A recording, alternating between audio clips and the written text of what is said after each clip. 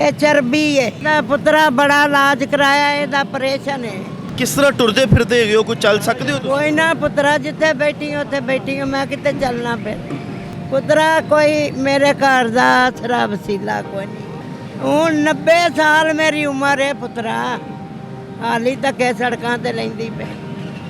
ਹਜ਼ਾਰਾਂ ਬੰਦੇ ਆ ਕੇ ਕਹਿੰਦੇ ਮਾਂ ਤੇਰੀ ਮਦਦ ਕਰਨ ਦੇ, ਕੋਈ ਵੀ ਨਹੀਂ, ਕੋਈ भी नहीं आता। सारी उम्र मुश्किलात देख ली। ਸਾਰੀ ਉਮਰਾਂ ਸੁੱਖ नहीं वेख्या। अस्सलाम वालेकुम नाज़रीन, मैं हूं आपका मेज़बान उमर बलोच और आप देख रहे हैं उर्दू वायरल। नाज़रीन, एक माँ जी के साथ मौजूद हूं जिनकी जो टांगें हैं इन्फेक्टेड हैं, पता नहीं किस चीज़ की बीमारी है। बहरहाल इसको आई थिंक एलिफेंट लेग्स की बीमारी के नाम से भी कहा जाता है। बहुत ही अच्छा। अस्सलाम वालेकुम माँ जी, वालेकुम सलाम। की हाल है? शुक्र है अल्लाह दा पुत्रा जड़ी दिहाड़ी गुजर जाए। ये चर्बी है चर्बी है तो माँ जी, इनका इलाज वगैरह तुसी करवाने की कोशिश की? ਇਹਦਾ ਪੁੱਤਰਾ ਬੜਾ ਇਲਾਜ ਕਰਾਇਆ ਇਹਦਾ ਆਪਰੇਸ਼ਨ ਹੈ। अच्छा। ਤੇ ਮੇਰੇ ਦਿਲ ਦੀ ਤਕਲੀਫ ਹੈ, ਆਪਰੇਸ਼ਨ ਨਹੀਂ ਕਰਦੇ। ਮੈਨੂੰ 2 ਵਾਰੀ ਹਾਰਟ ਅਟੈਕ ਹੋ ਚੁੱਕਾ ਹੈ ਤੇ ਨਹੀਂ ਕਰਦੇ।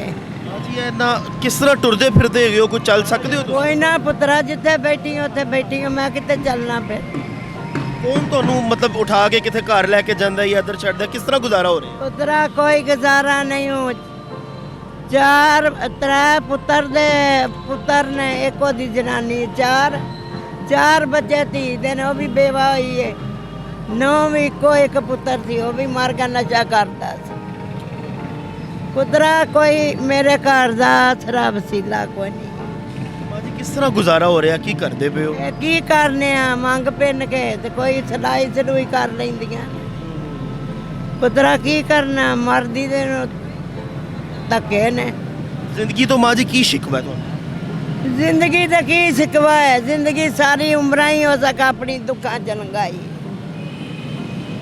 ਮੇਰੇ ਮਾਲਕ ਨੇ ਮੇਰੀ ਤਕਦੀਰ ਐਡੀ ਬੁਰੀ ਲਿਖ ਛੱਡੀ ਸੀ ਨਾ, ਸਾਰੀ ਉਮਰਾਂ ਜਵਾਨੀ ਤੋਂ ਲੈ ਕੇ ਹੁਣ 90 ਸਾਲ ਮੇਰੀ ਉਮਰ ਹੈ ਪੁੱਤਰਾ, ਹਾਲੀ ਧੱਕੇ ਸੜਕਾਂ ਤੇ ਲੈਂਦੀ ਪਈ।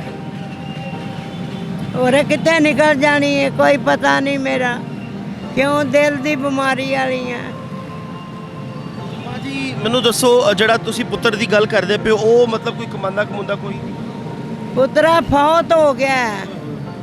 ਪਹਿਲਾਂ ਉਹ ਆ ਵੱਡੇ ਪੈਪ ਨਹੀਂ ਬਣਦੇ, ਉਹਨਾਂ ਦਾ ਕਾਰੀਗਰ ਚ 1200 ਰੁਪਇਆ ਦਿਹਾੜੀ ਲੈਂਦਾ ਸੀ। ਫੌਤ ਹੋ ਗਿਆ, ਨਸ਼ਾ ਕਰਦਾ ਸੀ। ਹੁਣ ਮਾਂ ਜੀ ਸਾਰਾ ਗੁਜ਼ਾਰਾ ਮਤਲਬ ਤੁਸੀਂ ਖਰਚਾ ਤੁਸੀਂ ਚਲਾ ਰਹੇ ਹੋ ਸਾਰੇ? ਕੋਈ ਮੈਂ ਚਲਾ ਰਹੀ ਹਾਂ, ਕੋਈ ਉਹ ਨਨਾਣ ਭਰਜਾਈ ਕੱਪੜੇ ਕੁਪੜੇ ਸੀ ਕੇ ਤੇ ਰਲ ਮਿਲ ਕੇ ਇਹ ਪੁੱਤਰਾ ਦਿਹਾੜੀ ਲੰਘਾਣੇ ਪਏ ਆ। ਕੀ ਕਰੀ? ਇਹਨਾਂ ਦਾ ਜਿਹੜੀ ਤੁਹਾਡੀ ਲੱਤਾਂ ਹੀ ਇਹਨਾਂ ਦਾ ਵੈਸੇ ਇਲਾਜ ਮੁਮਕਿਨ ਹੈਗਾ? ਮੁਮਕਿਨ ਹੈ ਹੀ ਨਹੀਂ ਸਿਵਾਏ ਆਪਰੇਸ਼ਨ ਤੋਂ। ਤੇ ਆਪਰੇਸ਼ਨ ਇਸ ਵੇਲੇ ਤੋਂ ਨਹੀਂ ਹੋ ਸਕਦਾ ਕਿ ਤੁਸੀਂ ਦਿਲ ਦੇ ਮਰੀਜ਼ ਹੋ? ਆ ਦਿਲ ਦੇ ਮਰੀਜ਼ ਆਪਰੇਸ਼ਨ ਹੈ, ਇਹਦਾ ਕੋਈ ਹੱਲ ਨਹੀਂਗਾ? ਹੋਰ ਇਹਦਾ ਕੋਈ ਹੱਲ ਨਹੀਂ। ਸਾਡੀ ਕੋਈ ਆਵਾਮ ਜੇ ਤੁਹਾਨੂੰ ਵੇਖ ਰਹੀ ਹੋਵੇ, ਉਹਨੂੰ ਕੀ ਕਹੋਗੇ? ਤੁਹਾਡਾ ਐਡਰੈਸ ਵਗੈरह ਦੇ ਦਈਏ, ਕੋਈ ਤੁਹਾਡੀ ਮਦਦ ਕਰਨਾ ਚਾਹਦੇ ਇੱਥੇ ਡਾਇਰੈਕਟ ਆਈਏ ਫਿਰ ਆ ਜਾਵੇ। ਕੋਈ ਪੁੱਤਰਾ ਮਦਦ ਨਹੀਂ ਕਰਦੇ, ਤਰੋਈ ਅੱਲਾ ਦੀ। ਹਜ਼ਾਰਾਂ ਬੰਦੇ ਆ ਕੇ ਕਹਿੰਦੇ ਮਾਂ ਤੇਰੀ ਮਦਦ ਕਰਨ ਦੇ, ਕੋਈ ਵੀ ਨਹੀਂ ਆਉਂਦਾ। ਕੋਈ ਨਹੀਂ ਆਉਂਦਾ। ਮੈਂ ਮੂੰਹ ਤੇ ਹੀ ਆਖ ਜਾਂਦੇ ਨੇ ਮਾਂ ਤੇਰੀ ਮਦਦ ਕਰਾਂਦੇ, ਇੰਜ ਕਰਾਂਦੇ, ਕੋਈ ਵੀ ਨਾ। ਜ਼ਿੰਦਗੀ ਮਾਂ ਜੀ ਮੁਸ਼ਕਿਲਾਤ ਦਾ ਸ਼ਿਕਾਰ ਹੈਗੀ। ਬਹੁਤ ਸਾਰਾ ਪੁੱਤਰਾ, ਮੈਂ ਜ਼ਿੰਦਗੀ ਜਿਹੜੀ ਹੈ ਨਾ ਮੁਸ਼ਕਲਾਂ ਵਿੱਚ ਹੀ ਕੱਟ ਛੱਡੀ ਹੈ। ਸਾਰੀ ਉਮਰ ਮੁਸ਼ਕਿਲਾਤ ਵੇਖ ਲਈ। ਸਾਰੀ ਉਮਰਾਂ ਸੁੱਖ ਨਹੀਂ ਵੇਖਿਆ। ਜਵਾਨੀ ਵੇਲੇ ਸਾਈਂ ਮਰ ਗਿਆ। ਇੱਕ ਧੀ ਸੀ ਸਾਲ ਦੀ ਤੇ ਪੁੱਤਰ ਸੀ 5 ਮਹੀਨਿਆਂ ਦਾ। ਜਦੋਂ ਉਹਨਾਂ ਦਾ ਬਾਪ ਫੌਤ ਹੋਇਆ, ਉਹਨਾਂ ਨੂੰ ਪਾਲਿਆ। ਆ ਮੈਂ ਕੱਪੜੇ ਸਿਮਦੀ ਸਾਂ, ਹੁਣ ਤਾਂ ਮੇਰੇ ਕੋਲ ਨਾ ਬੈਠਾ ਜਾਂਦਾ, ਨਾ ਕਟਾਈ ਪੈਂਦੀ, ਨਾ ਸਿਲਾਈ ਹੁੰਦੀ। ਫਿਰ ਪੁੱਤਰਾ ਧੀਆਂ ਪੁੱਤਰ ਵਿਆਹੇ, ਧੀ ਵੀ ਪੁੱਤਰ ਵੀ। ਧੀ ਵੀ ਹੁਣ ਬੇਵਾ ਹੋ ਗਏ ਤੇ 4 ਬੱਚੇ ਨੇ। ਇੱਕ ਪੁੱਤਰ ਤੋਂ ਸਾਰਿਆਂ ਤੋਂ ਛੋਟਾ ਤੇ 3 ਧੀਆਂ ਵੱਡੀਆਂ। ਅੱਛਾ ਮਾਂ ਜੀ, ਕਦੀ ਕਦਾਰ ਤਨਹਾਈ 'ਚ ਅੱਲਾ ਦੇ ਨਾਲ ਗੱਲਾਂ ਤੇ ਕਰਦੇ ਹੀ ਹੋਵੋਗੇ, ਤੇ ਕੀ ਕਹਿੰਦੇ? ਹਰ ਵੇਲੇ ਕਰਨੇ ਆਨੇ ਆ, ਮੌਲਾ ਤੇਰੇ ਕੋਲ ਮੈਂ ਲਿਖਦੇ ਤੇ ਕਦੀ ਕੋਲ ਹੁੰਦੀ, ਮੈਂ ਤੇਰੀ ਬਾਂਹ ਫੜ ਲੈਂਦੀ, ਕਲਮ ਨਾ ਬਾਂਹ ਦਿੰਦੀ। ਐਡੀ ਬੁਰੀ ਮੇਰੀ ਲਿਖੀ।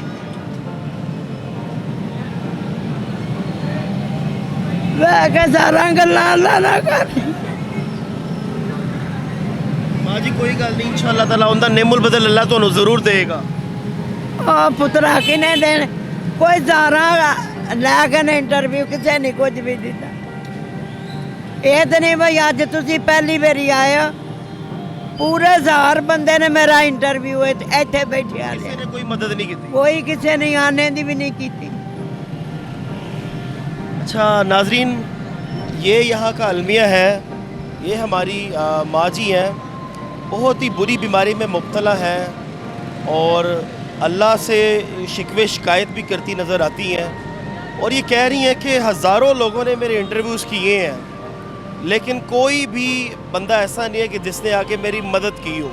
मैं अपनी आवाम से कहना चाहता हूँ, बड़े मुगैर हजरात हैं, आप 2 नंबर स्कैम करते हैं जो उन लोगों को पैसा दे देते हैं, लेकिन जो इस तरह के डिज़र्विंग लोग होते हैं आप उनको 1 रुपया भी नहीं देते।